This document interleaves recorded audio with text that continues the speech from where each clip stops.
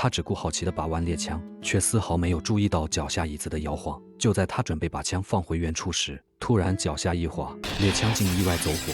父亲闻声冲过去查看，只见儿子满脸是血倒在地上。他立刻抱起儿子，发疯似的冲向医院。经过数月的治疗休养，米可侥幸保住了性命，却从此永远失去了光明。根据当时的法律规定，失明儿童不能进入普通学校就读。为了不耽误学业，医生建议将他送往几十公里外的盲人寄宿学校。可父亲实在不忍心让年仅10岁的儿子远离家人独自生活，妻子提议不如请家教在家辅导。可对于本就生活拮据的家庭来说，这根本是遥不可及的奢望。原本活泼开朗的米可，如今却仿佛成了一座孤独的荒岛。伙伴们在阳光下快乐踢球的身影，在他逐渐失焦的视线里变得越来越虚幻缥缈。他颓然倒在草地上，任由泥土的芬芳将自己包裹。世界依旧明亮喧闹，可属于他的那束光却永远熄灭在了无尽的黑暗里。万般无奈下，父母只得正视现实，将他送进了那所陌生又冰冷的盲人学校。这里的校长也是盲人，只是年近半百的他早已在岁月的磨砺中磨平了棱角，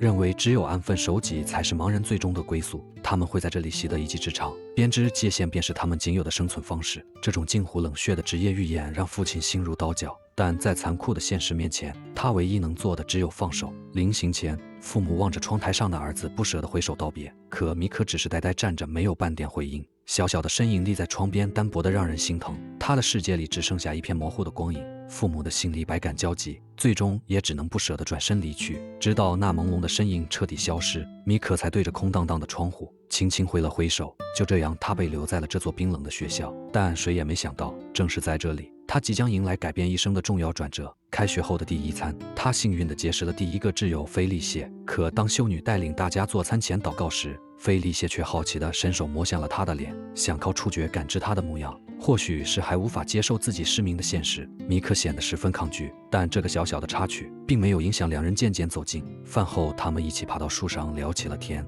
和米可不同的是，菲利谢的世界自诞生起便是一片荒芜，从未见过万紫千红。于是他好奇地询问米可，蓝色是什么样的？米可则告诉他，蓝色就像是骑着脚踏车微风拂面的感觉。随后他牵起菲利谢的手，摸向树枝，告诉他棕色就像雄厚粗糙的树干一样，而红色就像是热烈燃烧的火焰。菲利谢这才明白，原来黑暗里也可以繁花似锦。可这份属于他们的浪漫还未散场，现实的丑恶便不期而至。班里的恶霸突然带人前来挑衅，米可一时没忍住和他扭打在了一起，直到修女赶来才将两人强行拉开。可他不分青红皂白，当即命令两人握手言和。恶霸故意握得很紧，米可忍无可忍，当场怒骂了对方。殊不知这一举动触犯了修女的禁忌，他当即狠狠扇了米可几个耳光，接着又把他关进空荡的宿舍里反省。为了宣泄愤怒，米可把同学们的床单全都狠狠扯落在地，又在房间里胡乱摸索。此刻的他对一切能发出声响的事物都充满了近乎偏执的好奇，直到他在尘封的柜子里摸到一台录音机。当按下按键的那一刻，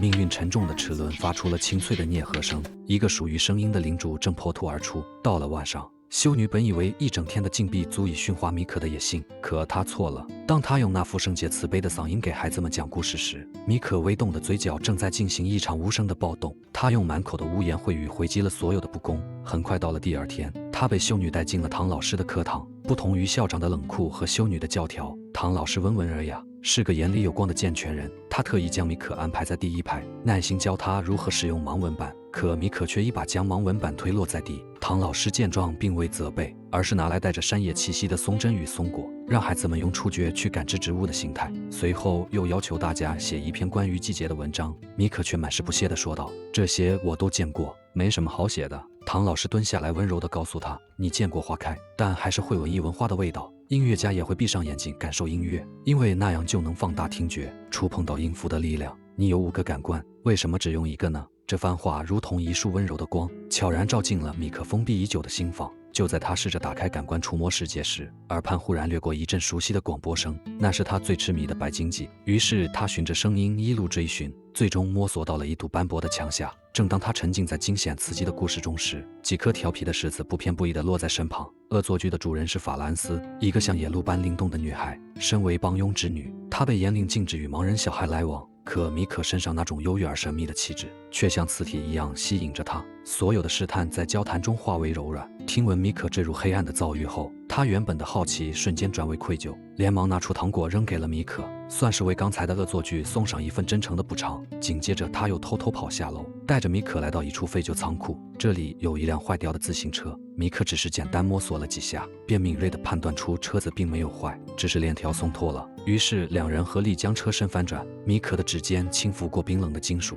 如同在拨动命运的琴弦。不出3、2下，脱落的链条便重新归位，车轮缓缓转动的声音成了他们友谊的第一声脆响。随后两人穿过秘密通道，逃离了这座名为学校的牢笼。米可主动提出要带法兰斯兜风，法兰斯迟疑了片刻，终究还是选择了相信他。他们在地面的碎晶里疾驰，在午后静谧的小巷穿梭。这一刻，米可不再是那个被怜悯的盲童，而是掌控方向的骑士。他用那仅存的一丝光影与平衡感博弈。法兰斯清脆的指引声是他在黑暗航行中唯一的灯塔。怎奈命运总是喜欢在最灿烂时开个玩笑，在一阵失控的摇晃中，他们终究还是没能稳住，翻了车。看着法兰斯腿上的伤口，米可不断道歉，可法兰斯并没有责怪他。两人一同来到影院门前，望着墙上张贴的海报，法兰斯一眼认出这正是当下热映的笨贼二人组。米可却表示自己早已看过，还一边走一边给他讲起了电影里的故事。两人刚拐进一条小巷，就被一阵喧闹的人声包围，街道上挤满了游行的工人，他们被裹挟在人群之中，一时慌乱无措。就在这时，他们遇到了同样是盲人的艾特瑞，得知两人是偷偷溜出学校，如今又迷了路，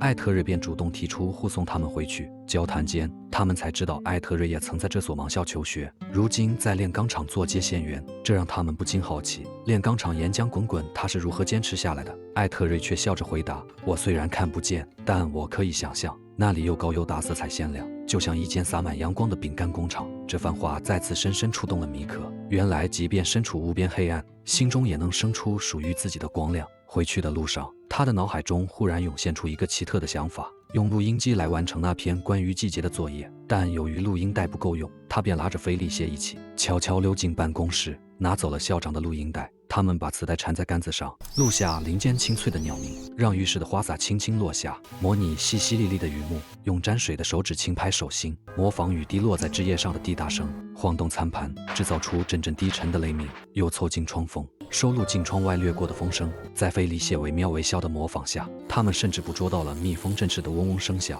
随后将这些声音一一剪辑拼接。经过几天的忙碌与尝试，他们终于谱写出了一曲专属于季节的乐章，并为它取名为《雨后天晴》。法兰斯成了他作品的第一个听众。他们一起趴在录音机前，随着齿轮缓缓转动，风声轻轻漫开，他们仿佛置身于一片随风摇曳的林间。顷刻间，滂沱大雨倾泻而下，豆大的雨点敲打着窗棂，在玻璃上晕染出一幅朦胧的水彩画。紧接着，雷声滚滚而来，带着威严，渐渐喝退了喧嚣的雨幕，只留下几滴调皮的雨珠在花瓣间轻跳嬉戏。渐渐的，雷声也悄然隐去，鸟开始欢快的鸣唱，蜜蜂也在花间轻盈起舞。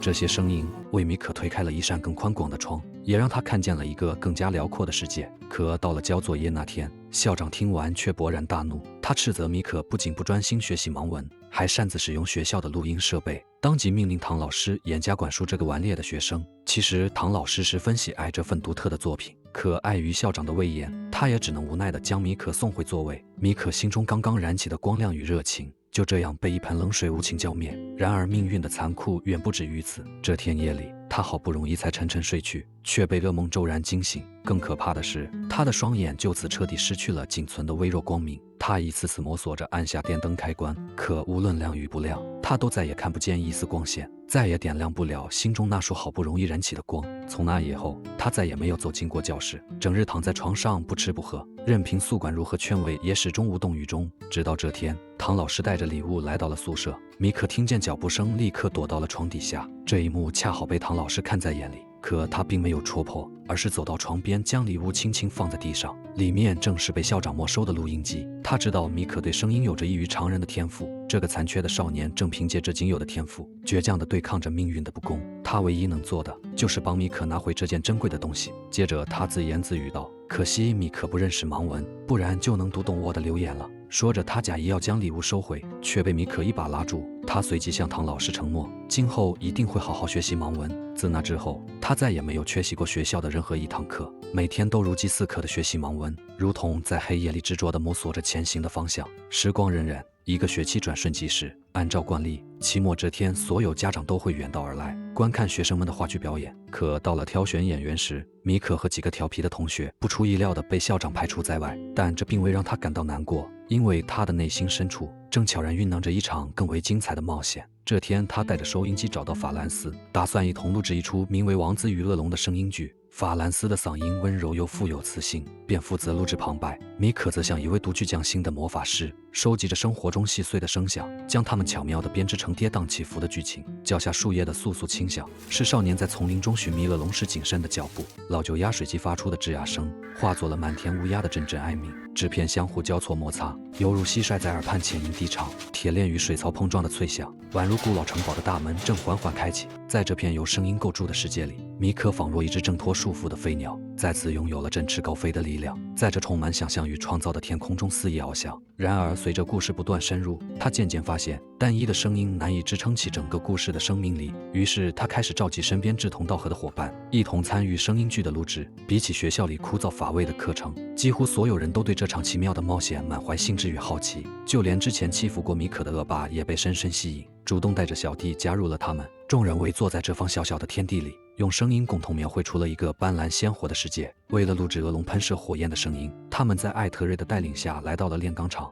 翻滚的热浪，汹涌的铁水，如同一头被激怒的巨兽，那气势磅礴的咆哮，掐死恶龙愤怒时的嘶吼。在这里，他们录制到了满意至极的声音。晚上，众人围坐在一起试听录音，所有人都被那震撼的恶龙吼声惊叹不已，纷纷好奇地追问米可是如何想到的。米可则笑着回答：“电影就是这样拍的。”原来他从小便热爱电影，一心梦想成为一名导演。可惜一次猎枪走火的意外让他的梦想彻底破碎。但上帝为他关上一扇门，必会为他打开一扇窗。如今他通过录音机再次寻回了属于自己的舞台与光芒。就在这时，有人提议想去看电影，却立刻被旁人泼了冷水。他们本就看不见画面，就算去了也只是白费功夫。可米可却坚定地说，盲人同样可以看电影，因为除了画面还有声音与对话。于是在熄灯后，他们手搭着肩悄悄溜出了宿舍。在法兰斯的带领下，一行人悄悄来到了电影院，每个人的脸上都写满了期待与欢喜，就连那位平日里蛮横的恶霸也主动掏钱帮大家买了票。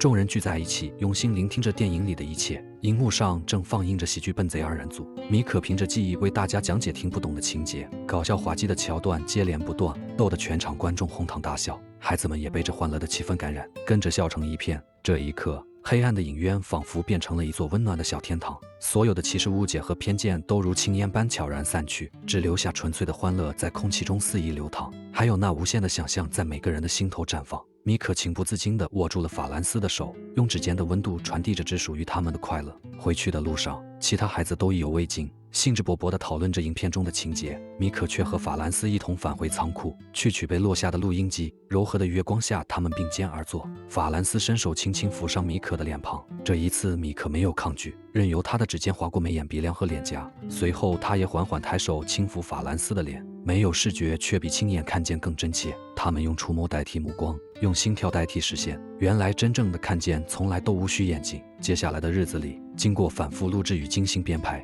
他们的声音剧终于迎来了最终的决战。伴着铁门一声声沉重的敲击，恶龙嘶吼着朝他们扑来，一场紧张激烈的战斗就此拉开序幕。他们拿起锅碗瓢盆，用力敲击碰撞，模拟出刀剑交锋、盔甲相撞的清脆声响。没有专业道具，没有剧本指导，凭着天马行空的想象与无声的默契，他们用声音筑起了一片只属于自己的战场。可就在场面最激烈的瞬间，校长突然出现，强行打断了一切。原来他在排练那乏味无趣的话剧时，发现台下少了大半学生，这才循声找了过来。他不仅没收了录音机，还狠狠训斥了他们，就连法兰斯也被母亲狠狠扇了一巴掌后强行拉走。校长则将米可带到教室，当着所有同学的面将他开除，并让唐老师提交一份学生中最优秀的作业，作为向家长汇报的成绩单。万幸的是，校长因公务繁忙，竟忘了销毁那盘录音带。唐老师一时好奇，按下了播放键。很快，他便被磁带里娓娓动听的故事深深吸引，嘴角不自觉地漾起笑意。于是，在提交作业时，他特意把那盘录音带也一并递了上去。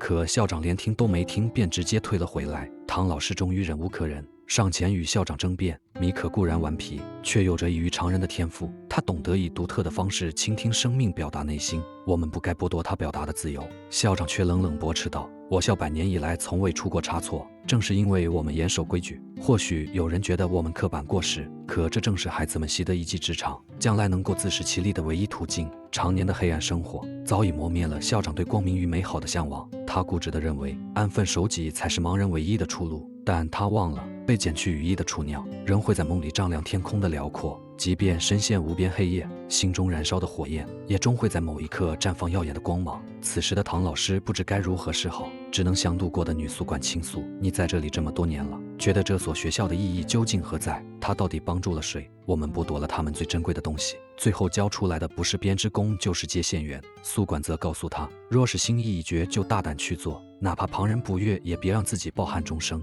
一席话让唐老师瞬间豁然清醒。另一边，法兰斯在家中闷闷不乐。忽然间，他想起了那位善良的盲人大叔艾特瑞，便连忙跑去向他求助。很快，艾特瑞就联合工友们发起了一场声势浩大的游行，众人高举着呼吁教育改革的横幅，将学校团团围住，齐声高喊口号，要求校长下台。连市长都不得不亲自致电严厉问责，可固执的校长却依旧不为所动，始终坚信自己的做法才是正确的。唐老师被宿管的一番话深深激励，终于鼓起勇气质问校长：你让这些孩子表演上几个小时，只是为了假装他们是正常人吗？要让他们的父母忘掉孩子失明后最真实的处境与感受吗？这一次，他不顾校长的反对，执意要自己主导这场表演。随后，他立刻召集孩子们一同准备道具，布置会场。很快，表演之日如期而至，家长们鱼贯而入。唐老师引导他们戴上早已备好的眼罩，一场专为耳朵打造的视觉盛宴即将拉开帷幕。灯光骤然熄灭，全场陷入一片寂静。悠扬的钢琴声如月光般缓缓流淌而出，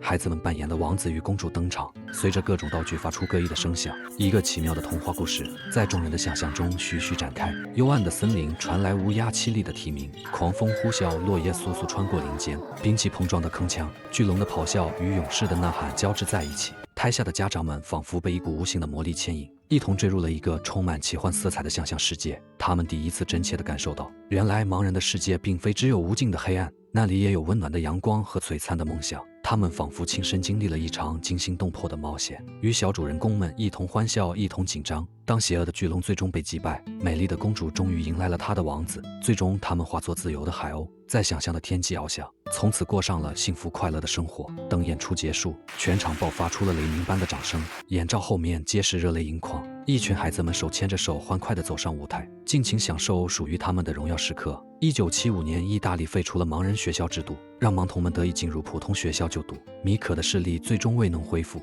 但他却在听觉的世界里找到了通往天堂的道路，成为了意大利国宝级的音效大师。在这片阳光灿烂的土地上，即便身处黑暗，也能绽放出最耀眼的光芒。听见天堂是由克里斯提诺·波顿执导，卢卡·卡波里提领衔主演，上映于2006年的剧情类电影。影片根据意大利盲人音效大师米可·曼卡西的真实人生改编，没有激烈的冲突，没有刻意的煽情，却用最朴素的镜头告诉我们一个最深刻的道理：命运关上一扇门，总会为你打开一扇窗，而窗外的风景从来都靠自己去聆听去创造。米可的人生始于一场残酷的意外，10岁的他因枪支走火坠入永恒的黑暗，被送入刻板压抑的盲校，人生被限定为接线员或编织工。但他没有向命运低头，在唐老师的指引下，他用一台旧录音机捕捉风声、雨声、鸟鸣，把平凡的声响变成了最动人的旋律，用耳朵代替眼睛，看见了常人看不见的天堂。这部电影的伟大从来不是米可逆袭成音效大师的传奇，而是他打破了世人对残障者的偏见，也撕开了刻板教育的枷锁。他告诉我们，身体的残缺从来不是梦想的阻碍，真正的禁锢是我们自己给自己贴上的标签，是对命运的妥协。就像唐老师所说，音乐家演奏时会闭上眼睛，因为这样音符会更有力量。我们拥有5个感官，何必只用1个去感知世界？放到我们自己的生活里，我们或许没有米可的遭遇，却常常被挫折困住。工作的迷茫，生活的琐碎，以及梦想的遥远，让我们抱怨命运不公，慢慢放弃热爱。但米可用一生证明，所谓人生从来不是一帆风顺的坦途，无论身处何种逆境，只要守住心中的热爱，用心聆听生活的美好，用乐观与勇气为羽翼，就能冲破黑暗，飞向属于自己的蓝天。好了，今天的电影就分享到这里，欢迎大家点赞、评论和转发。我是鲨鱼，期待与您的下一次相遇。